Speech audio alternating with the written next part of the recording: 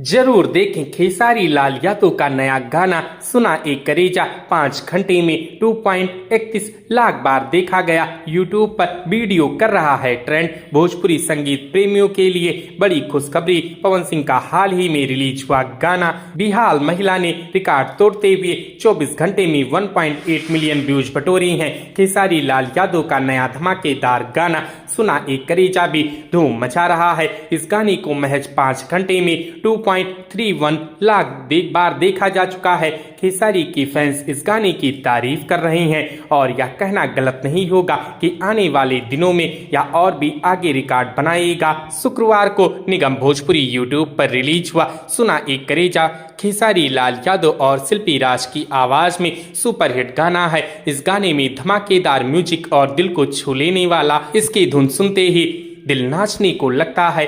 गाने के बोल और म्यूजिक इतनी खूबसूरती से पेश किए गए हैं कि वे तुरंत ही फैंस के दिलों पर छा जाती हैं। खेसारी लाल यादव की दमदार आवाज और शिल्पी राज का साथ गाने को और भी खास बना देता है। तो दोस्तों, क्या आपने खेसारी के इस नए गाने को सुना है? हमें कमेंट करके जरूर बताएं। वीडियो अच्छी लगी हो तो वीडियो को लाइक करें, शेयर करें और इसी प्रकार की वीडियोस के लिए हमारे इस चैनल को सब्सक्राइब करें। हमारी इस वीडियो को देखने के लिए आपका धन्यवाद।